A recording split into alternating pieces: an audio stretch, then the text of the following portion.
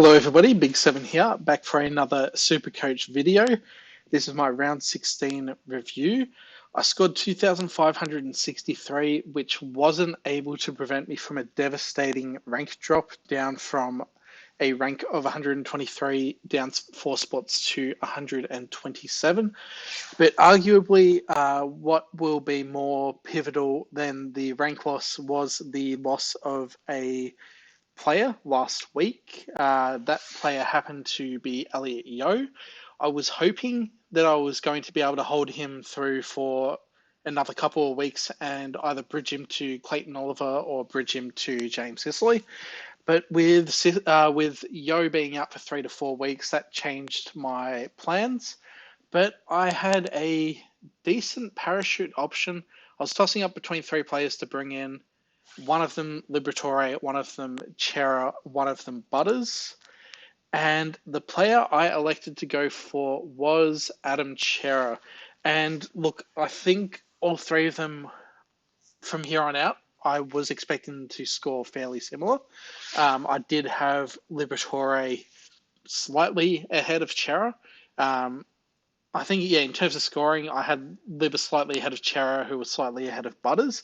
Butters obviously very handy with that forward DPP, but I was in a position to get a pure midfielder, and I decided to bet on Chera rather than Liberatore.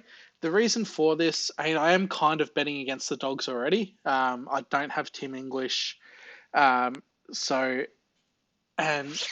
don't have Tim English, so naturally it makes sense for me to, and I do have Bailey Smith, who probably one of Bailey Smith's best chances of being a good Supercoach pick again is if one of those midfielders got injured. So I didn't think it made a lot of sense in my position to get Bontempelli, Liberatore, and Bailey Smith in my side.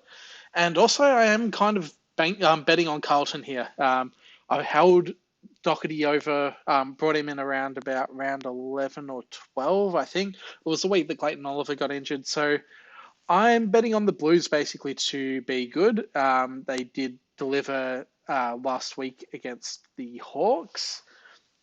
So who knows? Maybe they can continue that form over. I do like Chera. 118 average since... Actually, no, it's up to 119 average now since Walsh has been back from injury. That happened in round 5. 3-round average of 130. And he is a pricey player. So 620k, very under the radar. If I compare Liberatore to Chera in the top 1%, Chera is owned by about 15 people, whereas Liberatore...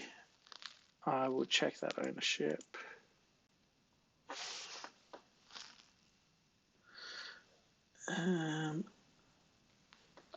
Filter. Doggies. Yeah, so Liberatore up to 20% owned in the top 1%. If you compare that to Adam Chera, is he even going to be in the top 10 for the Blues? Yeah, he is. So sitting at, 1% in the top 1%. So I'm in very rare category. And in the position I'm in, 127, I do need to take the variance option where it is available. 400 points off the top 11 at the moment. Maybe Chera can eat into that margin, although at this stage it's very unlikely. Still, might as well have some fun, roll the dice. So the rest of the side, vice captain, and again, talking about volatility, I went with Dawson. I saw that on Thursday night that 70% of people had the vice captaincy on Dunkley. And while I did think Dunkley was a good option, I didn't think it was a matchup where it was like, he's a outstanding must-have vice captain. And so in those kind of scenarios, I'm going to be looking to deviate from the pack. The players that I thought were good options, Bontempelli and Laird, I faded both of those because, again, with Dunkley failing, about 35% were on Bontempelli and 35% were on Laird.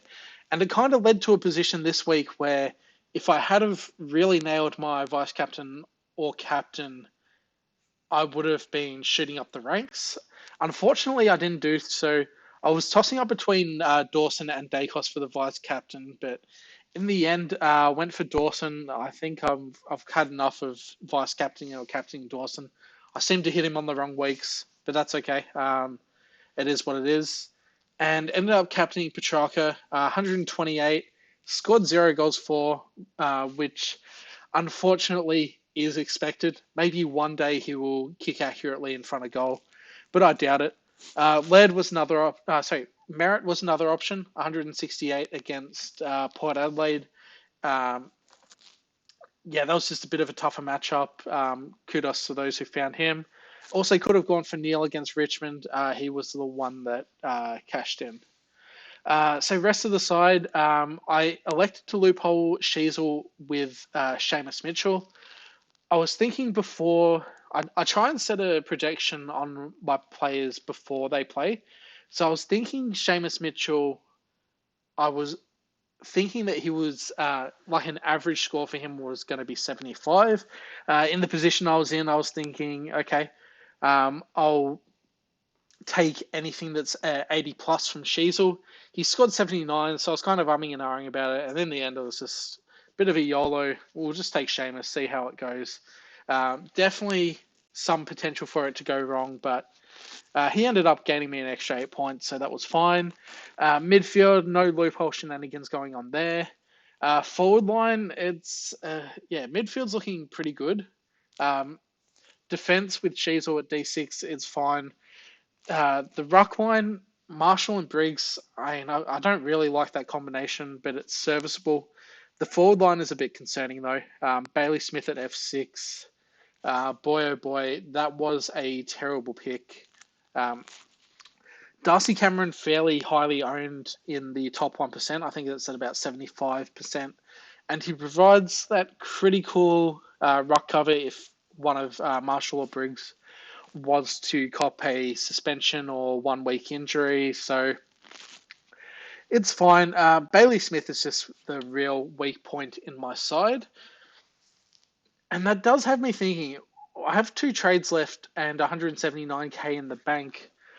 I could flick him over to a Zach Butters in 1 trade if I really wanted to. I'm pretty sure I can afford Butters. I haven't actually checked that. Yeah, so I could afford Butters. I could even go for a McRae if I wanted to be a bit different. Even Caleb Daniel, although I'm a bit less keen on him. You just never know with his role. What are these guys' ownership?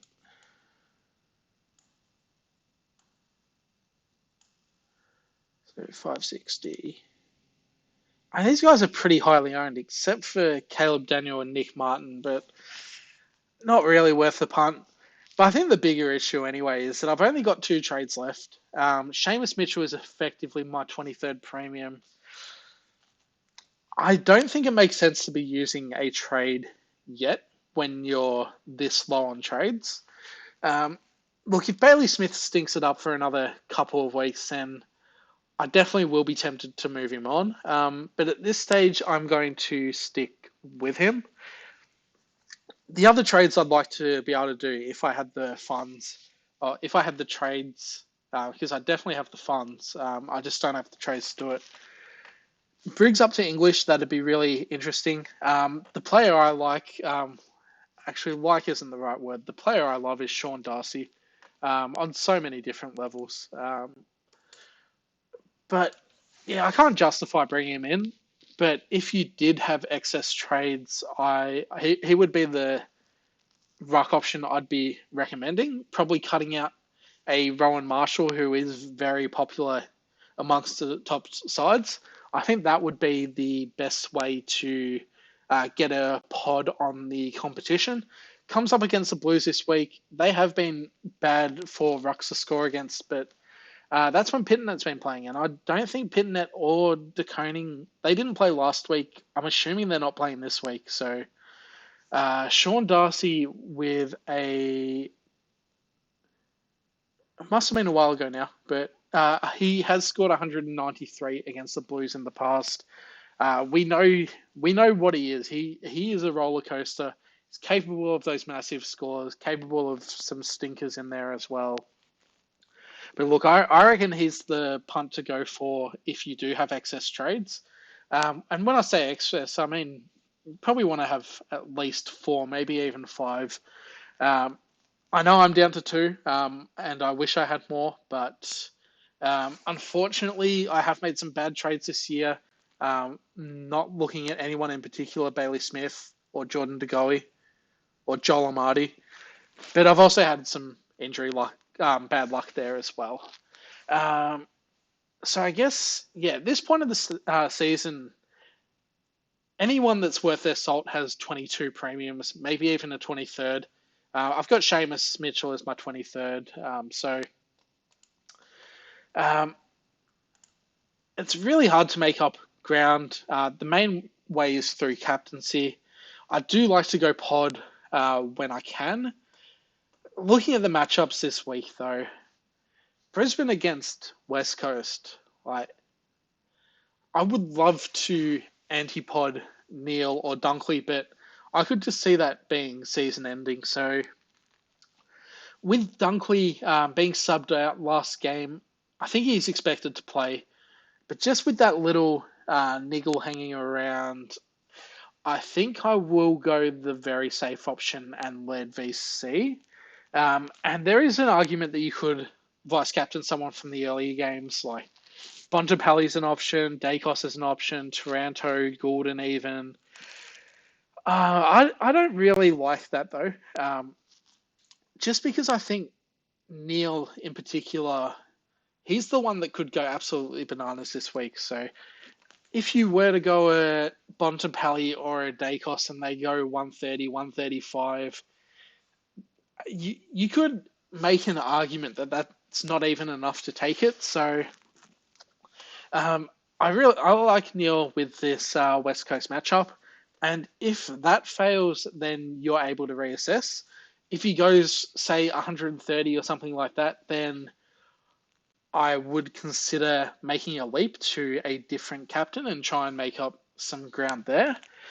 So for the other games, Tom Green against Hawthorn. And we did just see the Blues dismantle the Hawks mids, but not really that keen on Tom Green as captain. Briggs, no. St Kilda against Melbourne, I think Petrarca, I'm going to stick the captaincy on him.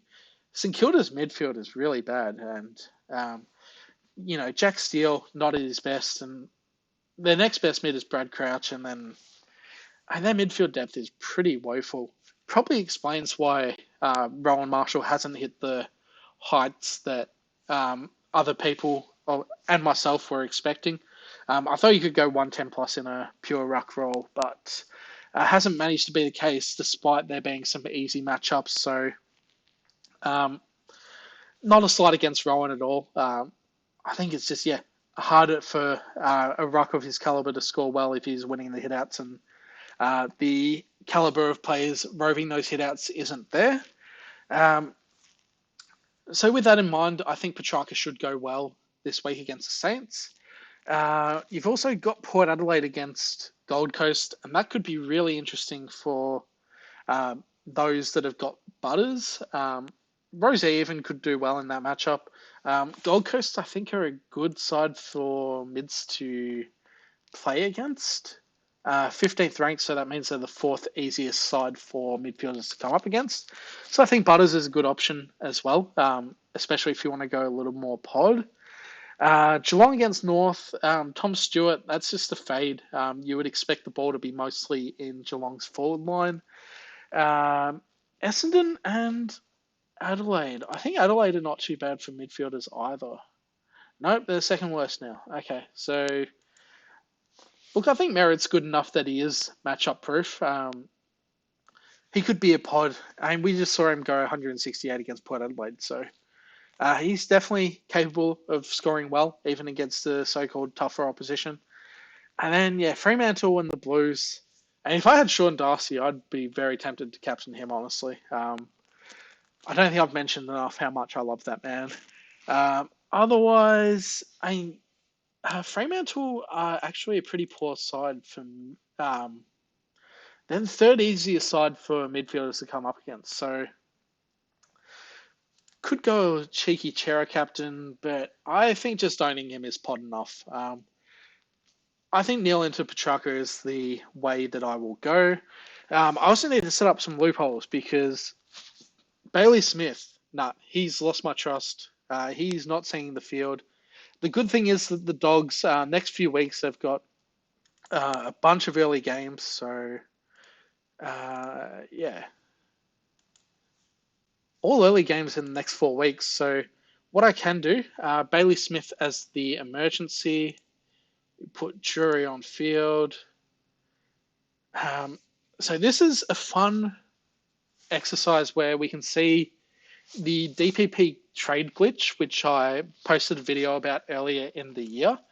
We get to see that in action now. I don't think I mentioned I brought in Kai Turner instead of Gilby because Melbourne play more late games and I didn't need the DPP. So Melbourne playing on a Saturday night, Hawthorn playing 4:35. What I can do is, and yeah, North Melbourne playing late. So what I can do, Bailey Smith and Seamus Mitchell, I get to see both of those scores before I have to make a decision. If they both play well, I put Turner on field. Drury doesn't play, I get both of their scores. If only one of them plays well, then let's just say Bailey Smith is the one that plays well, then I put Sheasel on field. But if I want to take Bailey Smith's score because Seamus Mitchell isn't good, then I can enact this, or can I? Chesser plays late. Maybe I can't do it this week. If I trade out Drury,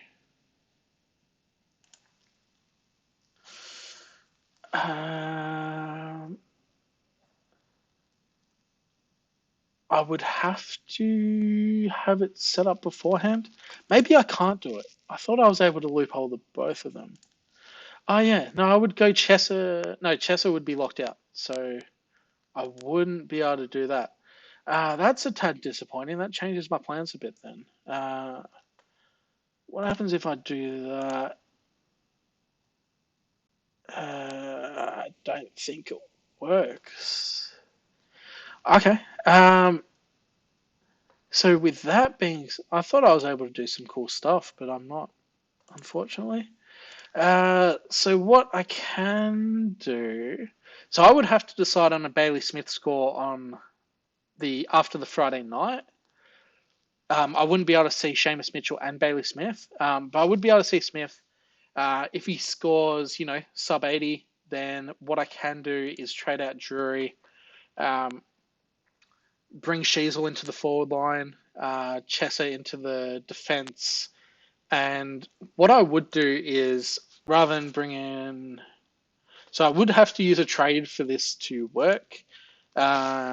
Who's a player that's going to be cheap? So let's just say, is he mid? No. Cunningham is. So I would trade in someone like Cunningham, go down to one trade. That gets Bailey Smith off my field. Puts Seamus Mitchell and put Dawson back on field. Put Seamus Mitchell there. And so it would take me down to one trade. But this is where the glitch part comes into it because I trade out Cunningham. I bring back Drury. And what that accomplishes is it means I've been able to swing Sheasel down from defense into the forward line without actually having a forward to do so. So I bring back Drury and complete trade.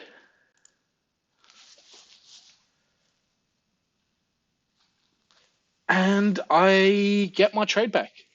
So that's a fun trick. If you do happen to have trades left, you do need to have at least one trade to make it happen. So yeah, that's the video. Thanks very much for watching, and I will see you for the next video.